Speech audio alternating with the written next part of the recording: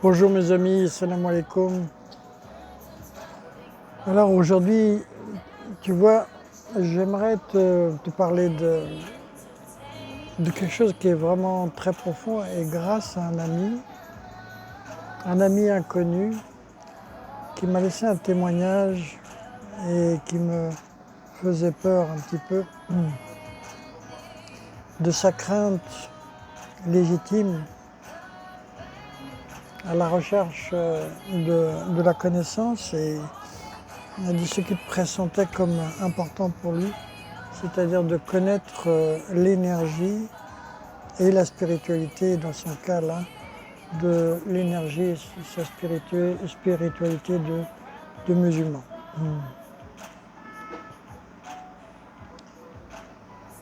Alors, tu vois, je vais essayer de te le traduire, je veux dire, un peu cash, un peu comme les nervures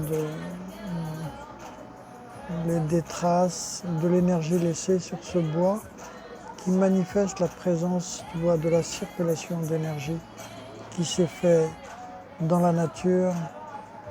Et je vais essayer de te dévoiler comment tu es un arbre de vie. Et un arbre ne peut exister que par l'énergie qui le traverse. Et en quoi est cette crainte légitime, si la crainte à travers l'énergie, de craindre de déplaire, comme il m'a suggéré, cette peur de se dire est-ce que ça va m'éloigner de Dieu ou de l'éloigner de la source et de la vérité.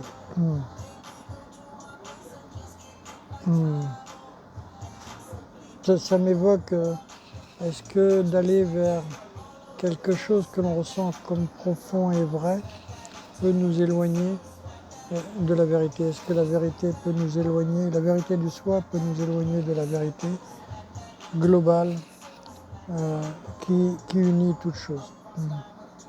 Tu vois, l'énergie d'où ça vient en islam? En vrai, c'est pas, ou dans toutes les traditions, c'est pas une invention de quelque chose que l'on découvre. Si tu regardes déjà le déroulé de la connaissance de l'homme, tu vois, depuis que l'homme est créé, il a d'abord essayé de maîtriser le feu, je parle du feu extérieur, puis la bougie, puis la lampe. Et tu vois bien qu'à travers ça, la source a fait dévoiler à l'homme jusqu'à aujourd'hui une maîtrise de plus en plus grande et une manifestation et une compréhension de ce qu'est l'énergie.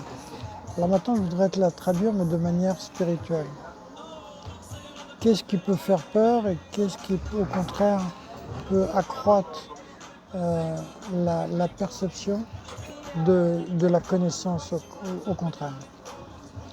Tu vois, l'énergie, c'est ni une idée, c'est surtout pas une idée, et c'est pas non plus une magie, et c'est pas quelque chose de virtuel en vrai.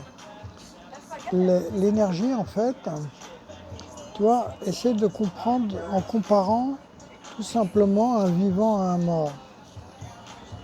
Et ainsi, tu pourras peut-être découvrir le grand secret, c'est comment Dieu dit qu'il ressuscitera le mort. Et comment Dieu dit nous faisons revivre la terre après sa mort. En fait, tu vois, qu'est-ce qui te fait connaître déjà le vivant? Justement, la différence entre un mort et un vivant, c'est justement qu'il est en mouvement, en énergie, qu'il se manifeste, son corps est chaud, une énergie le maintient à 37 degrés, qu'il fasse moins 10 ou plus 50 degrés.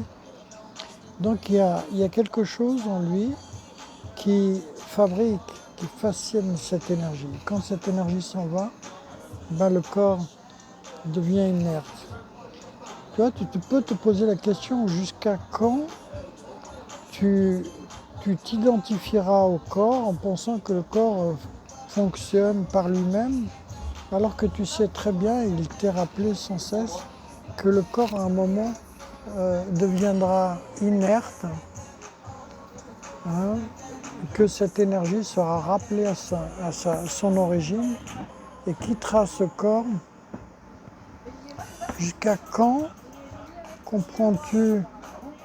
Tu as compris que quand tu veux connaître les bienfaits du corps, ben tu fais du sport et tu découvres toutes les vertus du corps.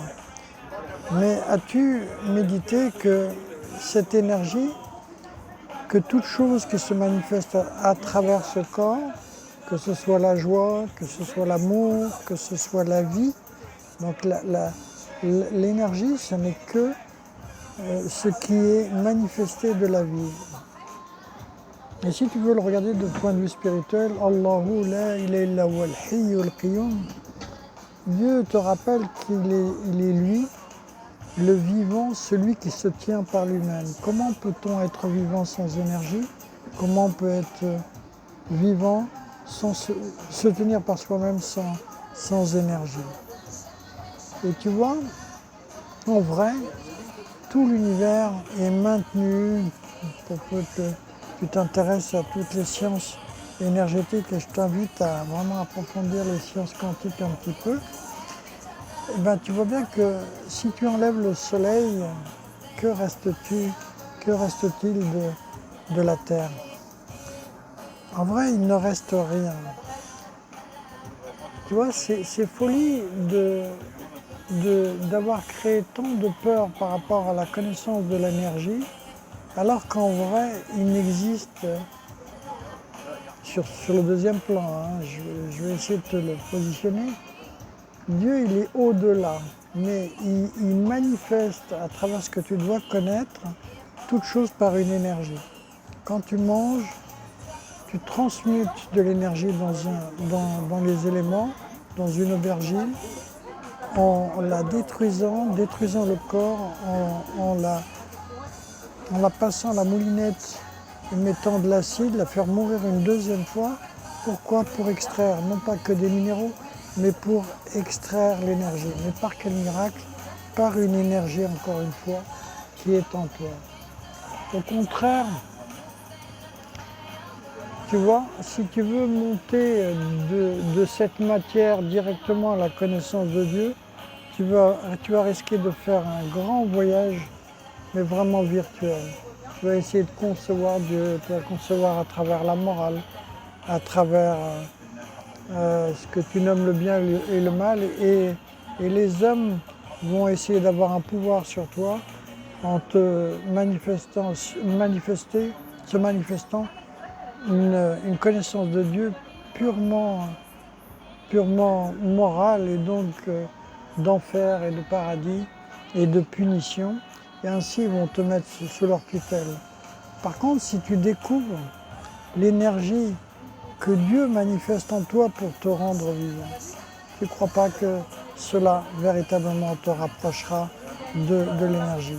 Tu vois, ce message, c'est pour en vrai témoigner, pour te faire connaître le chemin. On te ment quand on te dit que tu ne dois pas connaître ce qui est tout en toi, c'est-à-dire tout ce qui façonne le vivant en toi. Je ne parle pas de ton mental et de tes peurs et de tes inquiétudes, quoique en regardant l'énergie, tu verras les clés qui te libéreront de ces peurs ou de cette tyrannie du mental qui te donne l'impression d'être emprisonné. Comme tu as l'impression d'être emprisonné dans la religion, comme tu as l'impression d'être emprisonné à vouloir croire que tu fais les choses par toi-même, alors qu'en vrai, tout est fait par quelque chose de beaucoup plus grand. Et ce témoignage, c'est aussi pour servir ce qui est plus grand. La ilaha illallah Muhammad Rasulullah n'est pas une manifestation que de mots ou de choses virtuelles. Ça se manifeste avec une vraie énergie qui façonne et qui manifeste la terre, le ciel et l'univers et tous les univers, qu'ils soient intérieurs et extérieurs. Et comment? Ben justement par des mondes d'énergie et qui semblent toutes, même s'ils nous font peur, ils peuvent s'appréhender avec un enseignement très facilement, très simplement. Car quand tu étais, comme Dieu nous le rappelle, dans un embryon, avant même l'embryon, dans le fœtus, et que tu t'es façonné à partir d'une goutte, d'une petite goutte, mais dans cette goutte, il n'y avait pas rien. Il y avait une étoile, une énergie qui a commencé à façonner cet enfant. Tu as été aux premières loges pour connaître ça. C'est en sortant du ventre, du fœtus, du ventre de la mère, que tu as eu l'illusion de la séparation, de ce que tu regardais, c'est-à-dire ce qui t'a façonné et ce qui te façonne encore. N'observes-tu pas que tu n'es plus le bébé, que tu es passé, tu te transformes de l'intérieur, de l'embryon, à l'enfant, puis à l'adolescent, puis à ton état d'homme ou de femme, et que chaque jour, tu te transformes. Et encore, tu peux méditer si tu dois te demander, observe ce que Dieu fait de toi chaque jour et tu comprendras son enseignement. Tu vois? Comment aller chercher cette énergie? Comment Dieu, tu vois, nous fait mourir chaque jour. Nous mettons en sommeil et tu ne sais plus où est le soir à ce moment-là. Tu es dans le noir et pourtant le matin tu te réveilles alors que tu étais épuisé la veille, complètement régénéré. Une énergie nouvelle vient de se façonner. Et c'est cette énergie-là qui est là pour te façonner les bonnes directions de ta vie. Et si tu dis qu'il n'y a pas d'énergie, alors que tu vois, Dieu t'a ressuscité pour faire de toi un homme nouveau, une femme nouvelle, chaque nuit, alors que toi-même tu ne savais plus où tu étais. Et bien c'est en allant chercher dans cette connaissance du soi que tu peux prendre vraiment la pleine connaissance de ce qui te façonne, là, dans l'instant présent. Dieu n'est pas un créateur, il a, comme je dis souvent, il n'est pas le créateur qui a tout créé, puis tu dis, voilà, il a tout créé, puis tu essaies de te combattre, de te combattre, tu vois, de connaître en se disant qu'un jour, dans l'au-delà, tu comprendras et que peut-être, avec un peu de chance, tu aurais une récompense. Non, véritablement, il crée à chaque instant. Tous ces mondes se créent à chaque instant. Dieu ne fait pas deux instants identiques. Il est en train de te façonner. Et le paradis, c'est le voir te façonner. Et c'est plus grand que le paradis d'ailleurs, puisque c'est voir la création à l'intérieur de toi et en toute chose. Il est dit, où que tu tournes ta face, là est la face de ton Seigneur, de ce qui crée. Tu vas voir les choses se créer et Dieu ne veut pas que tu sois simplement ce robot qui vit la vie en consommant, mais vraiment en étant créatif et acteur de ta vie. Comment on devient acteur? En se libérant de ces fausses illusions, de se confondre avec son mental, sa peur, ou en suivant uniquement ses émotions et en croyant que cela c'est la vie. Non, ça c'est les vagues de la mer et les écumes de la mer dans un état de rêve, et c'est cela qui crée la souffrance, même si tu sens que parfois tu es pris par des fois une insouciance, ou plutôt une insouciance. Non, Dieu te dévoile la réalité, cette étoile, et c'est pour ça que tu la cherches, et c'est pour ça que tu veux être une star. Mais tu veux devenir une star à l'extérieur, alors que tu as la star, tu as l'étoile, Tariq, à l'intérieur de toi. Fais confiance à cette énergie, apprends à la connaître comme tu fais du sport, comme tu apprends la grammaire, les mathématiques. J'ai façonné les connaissances du magnétisme et de l'énergie intérieure, qui n'est pas une magie. Dieu dit Alif, Lam, Mim, Dalikal Kitab. Alif, Lam, Mim, c'est trois lettres qui semblent mystérieuses. Dalikal Kitab, maintenant nous t'apportons le livre sans aucun doute. De quel livre s'agit-il? Ce n'est pas un livre extérieur, c'est ton livre intérieur. La Raiba Fihi, il n'a aucun doute en toi. Dans l'énergie intérieure, il n'y a pas de doute dans ce qui te façonne. La preuve, c'est que ça fait des pieds, des mains, un corps, et que c'est bienveillant et que c'est là pour te soigner et te guérir. En apprenant à connaître l'énergie, tu apprendras à te guérir. Tu pourras apprendre à diriger la vie en ayant un guide intérieur. Sans guide, l'homme n'est pas guidé. Et le guide est l'esprit qui façonne et qui crée cette énergie. Alors bien sûr, Dieu, l'énergie n'est pas Dieu. C'est juste la manifestation du vivant. Mais comme Arumi a dit, l'amour est le pont entre toi et Dieu. Moi, je dis simplement l'énergie est le pont entre toi et Dieu. Si tu ne reconnais pas sa création et l'énergie qu'il fait, qu'il met en toute chose, comment celui qui ne reconnaît pas ce qui est créé ou la créature, pourrais-tu vraiment reconnaître le Créateur?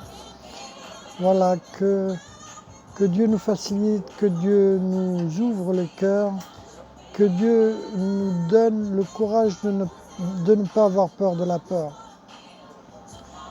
et de ne pas avoir peur de la vérité. Dieu dit, et tu peux demander tout simplement, Dieu dit, demande, ô Seigneur, fais-moi voir la vérité comme étant la vérité et le faux comme étant le faux. Je ne me façonne pas moi-même à chaque instant. Il n'y a que la réalité du soir qui me façonne, qui façonne tous les êtres. Tu dois retrouver ton êtreté et cela est vraiment accessible. Il suffit juste que tu en émettes le souhait et que tu oses la réalité. Alors je sais bien qu'il y a des énergéticiens ou des choses qui sont dites qui peuvent nous sembler nous égarer, mais en tout cas tout simplement si elles ne sont pas reliées à la source divine, effectivement, elles peuvent être au moins partielles. Alors trouve cette énergie, cette réalité reliée à la source. Retrouve ton soi relié. Voilà. Que Dieu te facilite et à tout bientôt. À bientôt. Au revoir.